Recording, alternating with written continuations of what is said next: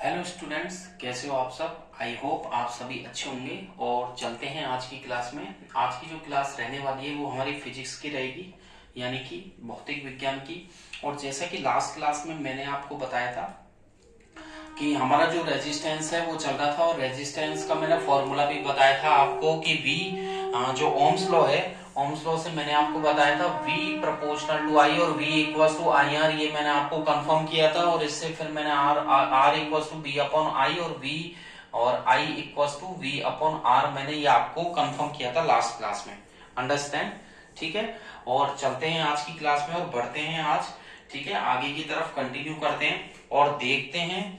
और तो बने रहिए आरजी सर के साथ, ओशन ऑफ साइंस। और आज की क्लास के हमारे जो टॉपिक है वो पहले तो हम वन ओम की तरफ बढ़ते हैं कि वन ओम किसे कहते हैं। ठीक है, तो हमारा जो टॉपिक रहेगा, इसे तो मैं हटा देता हूँ। ठीक है, तो हम जो कंटिन्यू करने वाले हैं वो हमारा रहेगा एक तो वन ओम। ठीक है, तो मैं यहाँ हेडिंग डाल देता हूँ।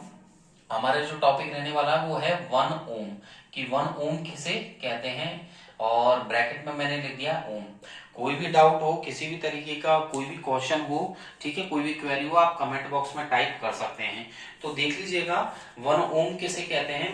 वन ओम जो होता है एक प्रकार का, देखिएगा सिंपल सा डेफिनेशन यहाँ पर आप बना सकते हैं। जैसा कि हम जानते हैं उस से V equal to I R, ठीक है, और जो आर होता है R equal to V upon I. तो जो रेजिस्टेंस है उसकी यूनिट क्या होती है, ओम होती है। और जो पोटेंशियल डिफरेंस है उसकी यूनिट क्या होती है, वोल्ट होती है। अंडरस्टैंड? अपॉन करंट की यूनिट एम्पियर होती है। ये आप लोग जानते ही हैं, मैंने लास्ट क्लास में आपको बता रखा है। तो तीनों के आगे वन लगा दीजिएगा। अंडरस्टैंड? अब आपसे पूछा गया व्हाट इज वन ओम। ठीक है, वन ओम का मतलब है कि कोई रेजिस्टेंस होता है किसी कंडक्टर का, यदि वो 1 एम्पियर की करंट फ्लो करना अलाउ कर देता है तो that is the resistance of this conductor is 1 ohm. यानी कि 1 ओम उस कंडक्टर का रेजिस्टेंस होगा यदि वो 1 एम्पियर की करंट उससे फ्लो करते हैं। ओके, चले फिर आगे। तो देख लीजिएगा, सिंपल सा डेफिनेशन है, R equal to V upon I, formula लिखना है। और फिर आपको क्या करना है, आर की जगह तो आर की यूनिट 1 ओम लिख देंगे हम, और V की जगह यहाँ पोटेंशियल डिफरेंस है 1 ओम 1 वोल्ट लिख देंगे, और करंट जो है एम्पियर उसकी यूनिट लिख दी हमने। तीनों के आगे 1 लगा देंगे। अब देख लीजिएगा आप कि इसकी डेफिनेशन किस प्रकार से बनेगी। सिंपल सी डेफिनेशन है, यहां लिखिएगा, स्क्रीन से नोट कीजिएगा 1 ओम। ठीक है, लिखिएगा 1 ओम इज डिफाइंड एज, 1 ओम को परिभाषित किया जा सकता है।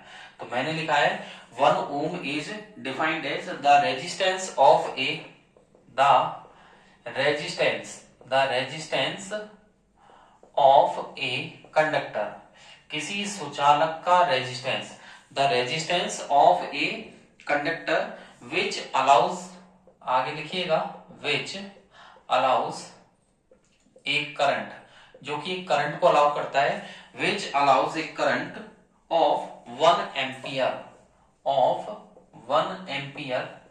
तो जो 1 एम्पियर की करंट फ्लो करता है टू फ्लो। ठीक है, तो मैंने यहाँ स्क्रीन पर नोट किया है 1 ohm is defined as the resistance of a conductor which allow a current of 1 ampere to flow through it. ठीक है, जो कि इससे फ्लो होती है, थ्रू इट। अंडरस्टैंड? तो देख लीजिएगा 1 ओम जो कहलाएगा किसी कंडक्टर का रेजिस्टेंस, इसका मतलब है कि उस क्या बोलते हैं, उस कंडक्टर से यदि 1 एम्पियर की करंट यदि फ्लो होती है तो उसे हम 1 एम्पियर की करंट फ्लो करते हैं, तो यानी कि उस कंडक्टर का व्हेन, आगे लिख सकते हैं, जो पोटेंशियल डिफरेंस है, व्हेन पोटेंशियल डिफरेंस जो है, पोटेंशियल डिफरेंस, तो उस कंडक्टर के दो पॉइंट के बीच में पोटेंशियल डिफरेंस कितना है, ऑफ 1 वोल्ट। कितना होगा, ऑफ 1 वोल्ट। तो दोनों उस कंडक्टर के पॉइंट के बीच में जो पोटेंशियल डिफरेंस है वो 1 वोल्ट अगर मेंटेन्ड है, 1 volt is maintained, 1 volt is maintained across, ठीक है, उसके सिरों के बीच में, अक्रॉस इट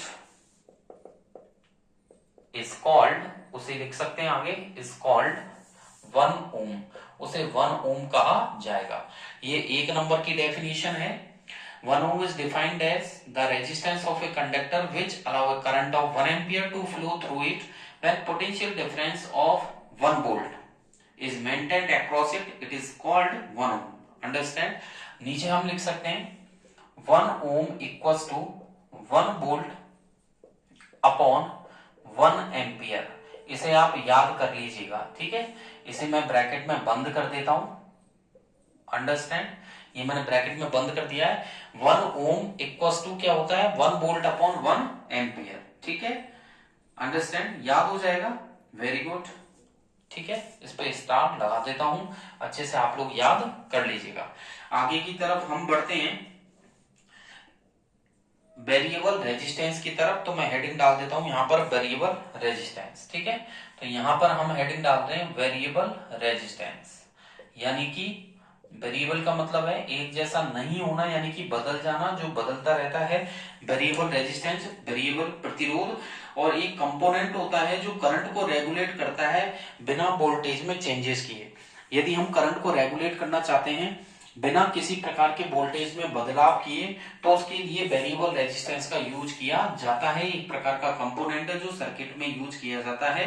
तो इसे हम स्क्रीन से नोट करेंगे। ए component used, A component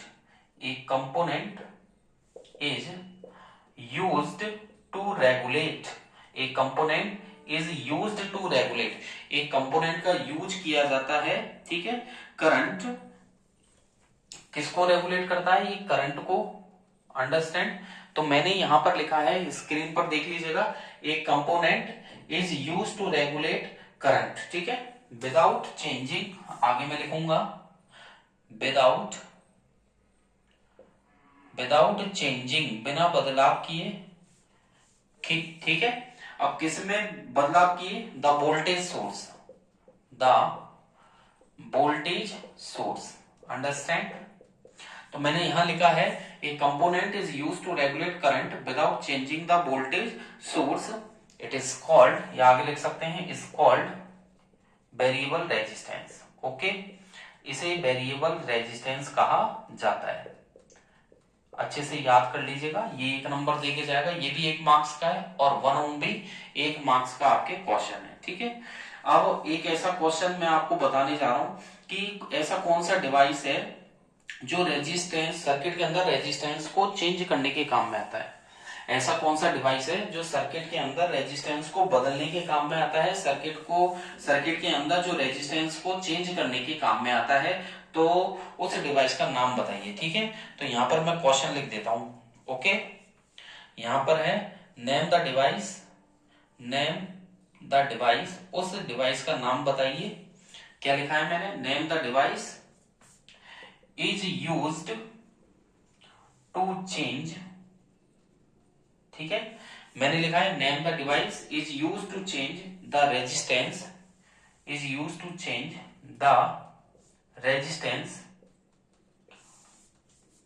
in the circuit, कि किसी परिपथ के अंदर रेजिस्टेंस को बदलने के लिए यूज किए जाने वाले डिवाइस का नाम बताइए, ठीक है।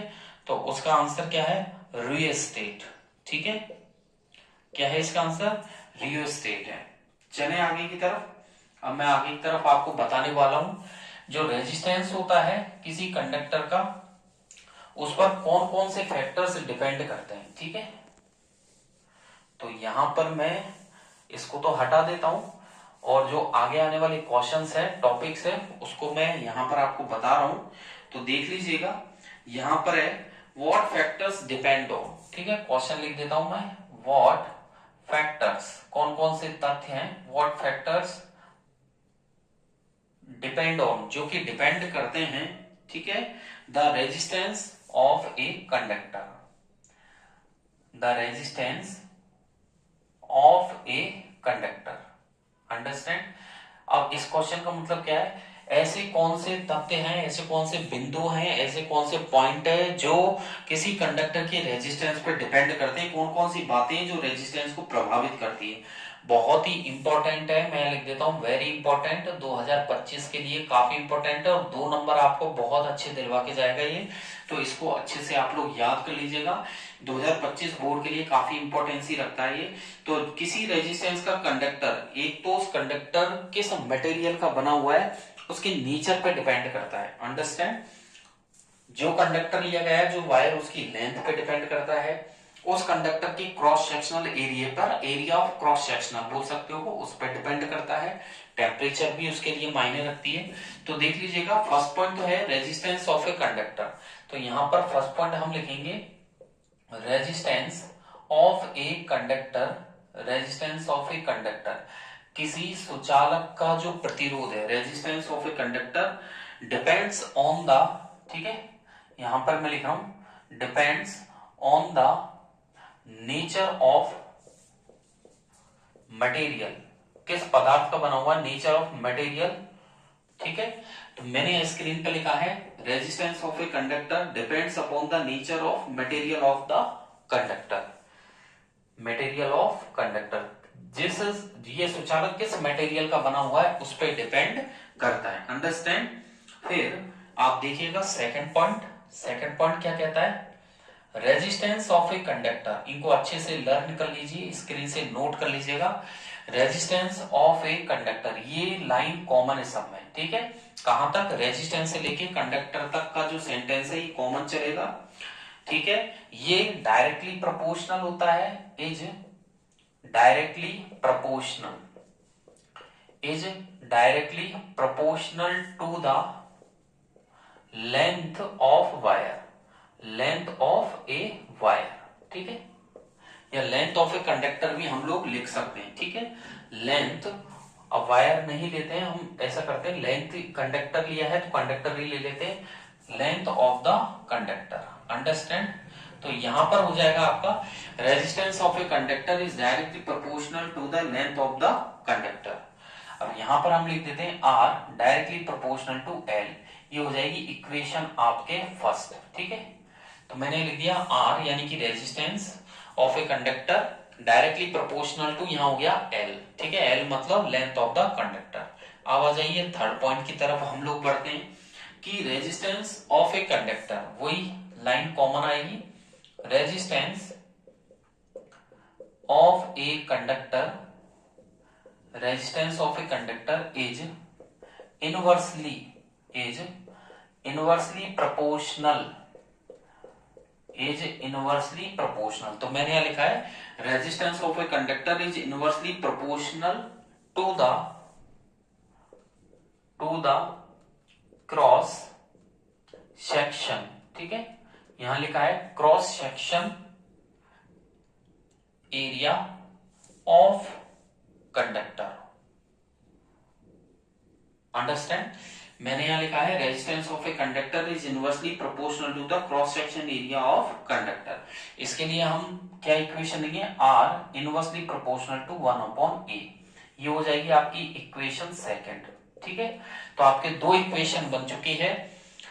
एक तो सेकंड वाले पॉइंट में कि किसी भी जो तार है, कोई भी शौचालय को, उसका रेजिस्टेंस उसकी लेंथ पे डिपेंड करता है। जितना लंबा तार होगा उतना ही ज्यादा उसका रेजिस्टेंस होगा, जितनी ही लेंथ किसी वायर की कम होगी उतना ही कम उसका रेजिस्टेंस होगा।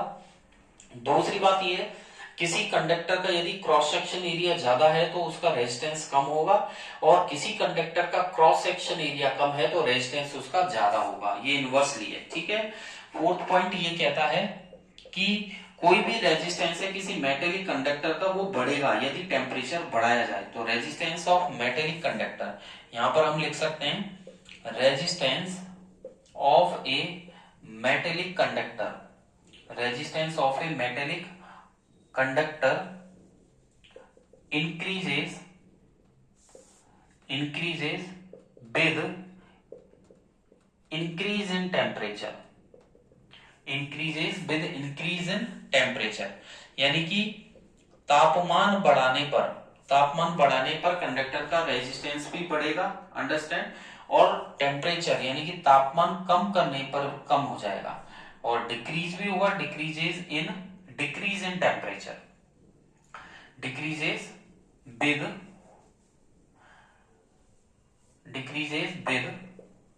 decrease in temperature। अंडरस्टैंड। तो यहां पर देखिएगा मैंने क्या नोट किया है स्क्रीन पर कि किसी भी मेटेलिक कंडक्टर का रेजिस्टेंस बढ़ेगा, कब बढ़ेगा, जब उसका टेम्परेचर बढ़ाएं, और कम होगा, कब कम होगा, जब उसका टेम्परेचर कम करें। अंडरस्टैंड। अब यहां पर तो आपके चारों पॉइंट हो गए। अब हम यहां लिख देते हैं, एक लाइन छोड़ करके आप लोग लिखिएगा, from equation first and second. First और सेकंड इक्वेशन से हम क्या लिखेंगे, दोनों को कंबाइन कर देते हैं, R inversely proportional to L upon A. ये हमारे इक्वेशन फर्स्ट और सेकंड से हो जाएगी। ठीक है, इस पर मैं स्टार लगा देता हूं, ग्रीन मार्कर से मैंने स्टार लगा दिया है। तो दोनों इक्वेशन, कौन कौन सी इक्वेशन फर्स्ट और सेकंड को मैंने कंबाइन किया है, तो क्या बन गई, R inversely proportional to L upon A. ये हमारी कौन सी हो गई, इक्वेशन थर्ड। ये हमारी इक्वेशन थर्ड हो गई। ठीक है, अब हम कभी भी फिजिक्स में क्या होता है, कोई भी प्रोपोर्शनलिटी साइन होता है, कोई भी समानुपातिक चिन्ह होता है, तो उसे इक्वल के साइन में बदलने के लिए हमें कोई कांस्टेंट, प्रोपोर्शनलिटी कांस्टेंट लेना पड़ता है, यानी कि कोई ना कोई एक नियतांक हमें लेना पड़ेगा यदि आपको उन क्वांटिटीज को इक्वल करना है। आपको पता है कि लेफ्ट हैंड साइड बराबर राइट हैंड साइड होता है, तो हमें लेफ्ट हैंड साइड को राइट हैंड साइड से मैच करने के लिए कोई ना कोई प्रोपोर्शनलिटी कांस्टेंट यहां पर हमें लेना होगा। और यहां पर जो ये R proportional, inversely proportional to L upon A है, इसके लिए हम अगर इसको हम इक्वल में बदलते हैं तो इसके लिए एक साइन लेंगे रो। ठीक है, क्या लेंगे, R equal to rho L upon A. ये स्टार लगा देता हूं, ये आपके इक्वेशन कौन सी हो गई, फोर्थ। अंडरस्टैंड। तो यानी कि कुल मिला के फाइनली आपकी कौन सी इक्वेशन आई है, R equal to rho L upon A. ये आपके किसका, रेजिस्टेंस का फॉर्मूला आ गया है। तो यहां पर हम इसको रिवर्स करके लिखेंगे, रो इक्वल्स टू, इस रो को इधर ले आइए, इक्वल्स टू आर को ए से मल्टीप्लाई कर दीजिए, क्रॉस मल्टीप्लाई हो गया, अपॉन एल। तो हमारे जो फॉर्मूला बना है वो बन गया rho equals to R A upon L. ये हो गया आपके इक्वेशन फिफ्थ। ठीक है, तो rho equals to R A upon L. यहां पर जो रो है, हेयर यहां लिख देता हूं, रो क्या है, रेजिस्टिविटी है। ठीक है, रो क्या आ गई, रेजिस्टिविटी हो गई आपके। एल जो है वो लेंथ ऑफ कंडक्टर, यहां लिख देता हूं, length of a conductor. Understand. और जो ए है, ए को यहां लिख देता हूं, area of cross section of, area of cross section. ठीक है, यहां लिख देता हूं एरिया ऑफ क्रॉस सेक्शन। ठीक है, of conductor, of conductor. Understand. और क्या रह गया, आर, आर हो गया resistance of conductor, resistance of conductor. तो देख लीजिएगा क्या क्या है, एक तो हो गया रो, रो यहां इसको ये बोलते हैं रो। ठीक है, हिंदी में ये लिख दिया मैंने रो। तो आर, ये रो का साइन है, ये इस तरीके से बनता है, जो पी होता है ना उसको नीचे से ऐसे कर्व करना है आपको इस तरीके से। ठीक है, ये हो गया रो। और रो जो है यहाँ रेजिस्टिविटी है। देन एल जो है वो लेंथ ऑफ कंडक्टर है, आर रेजिस्टेंस ऑफ कंडक्टर हो गया, A cross, area of cross section हो गया कंडक्टर का। अंडरस्टैंड। अब यदि हम क्या लें, इफ यदि हम एरिया मान ले 1 मीटर स्क्वायर। ठीक है, कंडक्टर का एरिया ले लिया हमने 1 मीटर स्क्वायर, और यदि हम लेंथ इसकी 1 मीटर ले लें तो देखिए क्या हो जाएगा, रो इक्वल्स टू फॉर्मूला वही आर ए अपॉन एल, इसमें वैल्यू पुट कर देते हैं, तो R into 1 metre square upon 1 metre. ठीक है, 1 मीटर स्क्वायर मतलब 1 मीटर ही होता है, तो finally R rho equals to R आ जाएगा हमारा, क्या आ जाएगा, रो इक्वल्स टू आर। यानी कि रेजिस्टिविटी बराबर हो गई रेजिस्टेंस के। ठीक है, क्या हो गया, रेजिस्टिविटी रेजिस्टेंस के इक्वल आ गई है। ठीक है, फाइनली हमारा यहां तक कंप्लीट होता है रेजिस्टिविटी। ठीक है, ये रेजिस्टिविटी निकल के आ गई है, रो इक्वल्स टू आर। अब हम आगे की तरफ चलेंगे और रेजिस्टिविटी को पढ़ेंगे कि रेजिस्टिविटी होती क्या है। तो यहां से तो इसको रफ कर देते हैं, ये आपने नोट कर लिया होगा। आगे की तरफ चलते हैं रेजिस्टिविटी की तरफ। ठीक है, तो देख लीजिएगा, इसको मैं हटा देता हूं यहां से। और अब हमारा जो क्वेश्चन आएगा वो है रेजिस्टिविटी क्या होती है, इसकी फॉर्मूला और यूनिट। तो यहां पर देखिए क्वेश्चन बनता है व्हाट इज रेजिस्टिविटी। यहां लिख देता हूं मैं व्हाट इज रेजिस्टिविटी, यानी कि इसे हिंदी में बोलते हैं प्रतिरोधकता। क्या बोलते हैं, प्रतिरोधकता इसे बोला जाता है। What is resistivity, also right